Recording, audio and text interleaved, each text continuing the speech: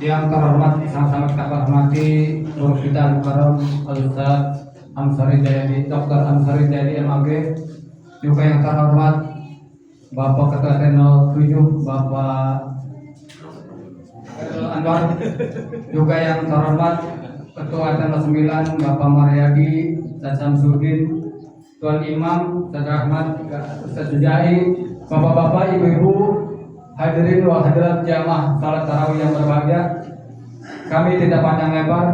Alhamdulillah pada kesempatan pada malam hari ini kita kedatangan tamu yaitu dari Ustaz Dr. Amsari Jayadi. Mudah-mudahan pada kesempatan malam hari ini sama-sama kita dengarkan oleh-oleh karena kita tidak mengajar sepuluh ya kultum, kalau bilang kultum.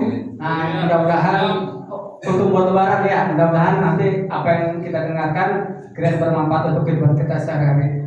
Alhamdulillahirabbil alamin. Wassalatu wassalamu ala asyrafil anbiya'i wal mursalin sayyidina wa nabiyyina Muhammadin wa ala alihi wa sahbihi ajma'in, amma ba'du. Hadratal mukarramin wal mukarramat, wa bil khusus Ketua DKM Musalla Nurul Jannah Ustaz Sanusi beserta jajaran, selamat jalan, mudah-mudahan diselamatkan oleh Allah. Tuan Imam Bapak Ar-Rahman dan Ustaz Samsudin, Bapak RT Maryadi, Bapak RT Khair, Bapak Madasim, para orang tua kami yang lain, bapak-bapak, ibu-ibu yang dirahmati Allah Subhanahu wa taala. Tidak terasa kita memasuki malam yang ke-21 ya. 21. Baik Bapak Ibu sekalian, pertama terima kasih atas perkenannya kami dipersilahkan untuk silaturahim ke Musalla Nurul Jannah. Mudah-mudahan kedatangan kami tidak merepotkan jamaah di sini. Enggak perlu repot-repot lagi. Kata Pak RT Maryadi, saya ditelepon ngejar-ngejar ayam, tapi nggak kena ayamnya.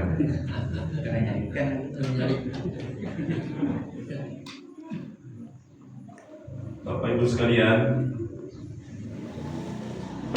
saya melihat fenomena empati dari kita itu sudah sangat jauh berkurang. Perhatian kita terhadap persoalan-persoalan moral, persoalan etika, persoalan akhlak ini sudah sangat jauh dan berkurang sekali. Hal ini terbukti ketika saya hadir di beberapa tempat masjid dan musola. Ini anak-anak bercanda misalkan, itu dibiarkan saja. Bapaknya, bapak-bapak kanan kirinya tidak menasehati, tidak ngasih tahu. Entah apa yang ada di benak bapak-bapak tersebut sehingga membiarkan anak-anak ini bercanda. Setelah sholat hendaknya, harusnya diingatkan, nah jangan bercanda. Atau ketika kita sholat zuhur, sholat asar, sholat maghrib, sholat isya, ada anak-anak nongkrong depan musola, depan masjid, kita jalan enak saja, masuk masjid, masuk musola, sholat, tanpa lagi mempedulikan anak-anak kita yang lagi pada nongkrong. Mau ya seharusnya punya perhatian juga, nah sholat. Saya tidak terdengar itu.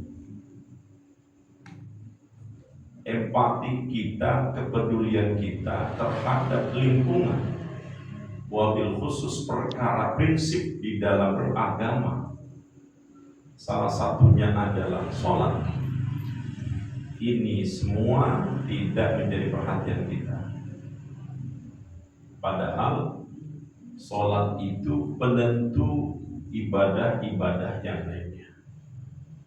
Kalau sholatnya bagus, semuanya bagus. Kalau sholatnya butut, semuanya butut. Tetapi sholat ini menjadi biasa saja, seakan bukan prinsip di dalam beragama. Padahal as-salatu imaduddin, faman aqamaha faqad aqamadin, wa man tarakaha faqad hadamadin. Siapa orang yang menjalankan sholat, maka dia berarti menegakkan tiang agama. Siapa orang yang meninggalkan sholat, berarti dia menghancurkan agama. Jadi kan ini prinsip. Nah, oleh karena itu, cobalah Ramadan kali ini kita punya kepedulian terhadap perkara itu. Mau anak siapa, ketika kita jalan ada bocah, sholat. Kenapa itu bocah kabur? Ya udah nggak apa-apa. Tetapi kan mulut kita sudah kita perdengarkan kata-kata sholat kepada mereka. Kenapa emak kita dulu itu kalau belum pulang jam 5:30 itu sudah dicariin, kayak ayam tuh udah 5:30 sudah teriak-teriak nyariin anaknya buat tidur, naik ke pohon atau naik ke kandang, masuk ke kandang. 5:30 emak kita sudah teriak, ini bocah kemana ya, belum pulang, udah sore gitu, mau ngaji, sholat. Dan kalau nggak sholat ancamannya apa? Ceburin comberan. Ceburin comberan kalau nggak sholat. Kalau nggak ngaji apa ancamannya? Ceburin lo ke comberan. Dulu. Tapi sekarang bocah nongkrong jam 2, jam 3 biar aja. Subuhnya lewat. Karena apa? Kita nggak punya kepedulian itu terhadap perkara sholat itu. Kita prihatin. Bagaimana nanti ke depan presiden yang nggak sholat, wakil presiden yang nggak sholat, menterinya nggak pada sholat, wali kota nggak pada sholat, semuanya nggak pada sholat. Bagaimana negeri ini dipimpin oleh orang-orang yang tidak sholat? Gitu. Dan hebatnya lagi, Nabi gini bilang, awwalu ma yuhasabu bihil abdu as-shalah, idza saluhat saluha amalu kullu, wa idza fasadat fasada amalu kullu. Gitu. Nanti di yaumil qiyamah yang pertama kali dihisab oleh Allah adalah sholatnya. Jika sholatnya bagus, semuanya bagus. Jika sholatnya butut, semuanya butut. Itu. Ya, kita beraniin diri kita untuk nyuarain kata-kata sholat kepada anak kita, kepada bocah gitu. Ketika kita mau sholat ke musola, mau ke masjid, begitu. Karena apa? Ini dakwah.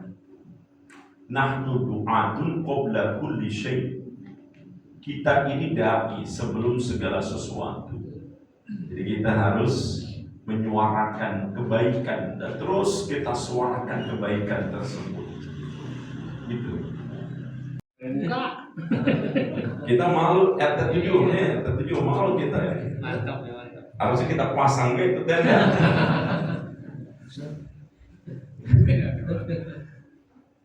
Jadi begitu cepat sekali, kurangnya cepat sekali. Ini alhamdulillah masih banyak, alhamdulillah. Jadi begitu kita prihatin jamaah sekalian.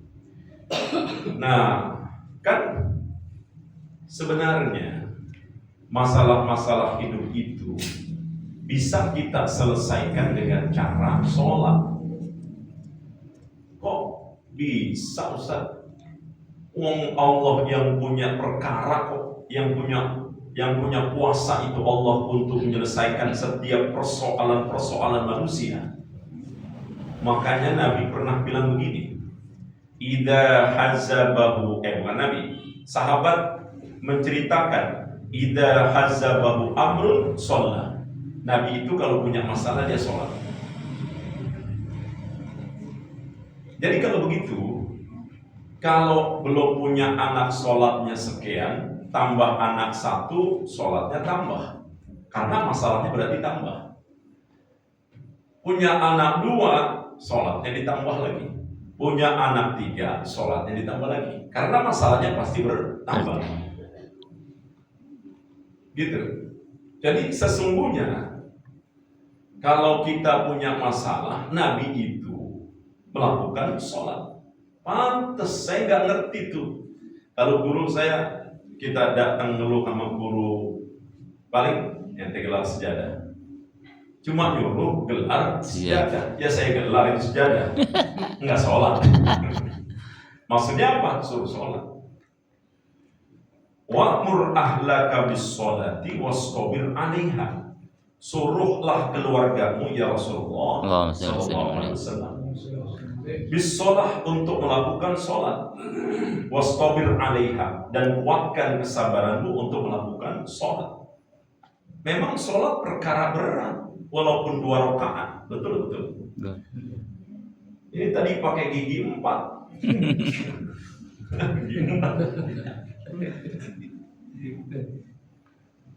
Jadi mari kita coba. Kenapa sih ada sunat taraweh 20 rakaat, ada yang 8 rakaat?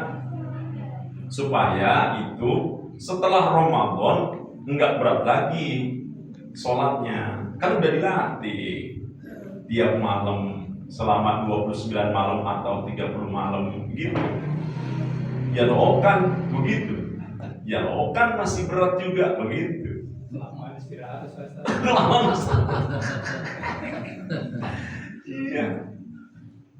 Jadi Masya Allah, kita itu harus punya keyakinan ke situ bahwa sholat itu bisa memberikan solusi dalam kehidupan kita. Ya, perhatiin firman Allah, wasta'inu bis-sabri was-shalah wa innaha lakabiratun illa 'alal khashi'in. Minta tolonglah kamu kepada Allah melalui apa? Sabar dan sholat. Minta tolong tuh Allah perintahkan. Minta tolong deh. Kamu kan punya masalah, kamu punya problem, kamu punya perkara, kamu punya ya pokoknya masalah. Terus minta tolong, sama sabar, sama sholat, minta tolong gitu. Nanti aku yang menyelesaikannya. Aku, kata Allah, wasta'inu bis-sabri was-shalah wa innaha lakabiratun illa 'alal khashi'in. Memang berat kecuali bagi orang-orang yang khusyuk. Sholat itu memang udah Allah bilang perkara berat. Soalnya apa? Karena itu prinsip di dalam beragama, tiang dalam agama. Begitu. Yuk jemaah sekalian, mari kita jaga setelah Ramadan. Dan saat ini tarawih ini tinggal beberapa malam lagi, jangan sampai kita jebol. Jadi kita jagain, siapa tahu ini menjadi solusi dalam kehidupan kita. Solusi dari masalah-masalah yang kita hadapi. Dan mulai sekarang juga yuk kita cerewet sama anak-anak kita, sama keluarga kita. Sholat. Ya saya kalau mohon maaf punya menantu misalkan, punya anak walaupun dia udah rumah di sono, kalau lagi main saya tanya udah jam segini udah sholat, tetap mulut saya cerewet, anak saya Pokoknya saya cerewetin subuh-subuh sholat walaupun tak sholatnya jam 5:30 sekarang sekolah. Tapi mulut sudah diperdengarkan. Karena itu sholat menjadi prinsip. Kita khawatir nanti ke depan mereka itu melalaikan sholatnya. Fawailul lil musalli. Celaka orang-orang yang sholat. Siapa orang yang celaka dalam sholatnya? Alladzina hum fi sholatihim. Fawailul lil musalli alladzina hum an sholatihim sahun. Apa itu sahun? Saha yasbu artinya lalai. Entar sok. Begitu, entar aja gitu. Itu lalai gitu. Akhirnya enggak sholat gitu. Jadi tidak ada alasan kita tidak sholat. Sekalipun dalam kondisi sakit tetap sholat. Selama kita masih sadar, kita diwajibkan untuk tetap sholat. Begitu. Itu saja, mudah-mudahan ada guna dan manfaatnya. Dan mohon maaf lahir batin. Terima kasih kepada jamaah semuanya yang sudah sudi kiranya untuk menerima kami Jamiah Rasel untuk bertandang dan silaturahim ke Musalatul Jannah. Billahi fisabil haq, billahi taufiq wal hidayah. Wassalamualaikum warahmatullahi wabarakatuh. Waalaikumsalam warahmatullahi wabarakatuh.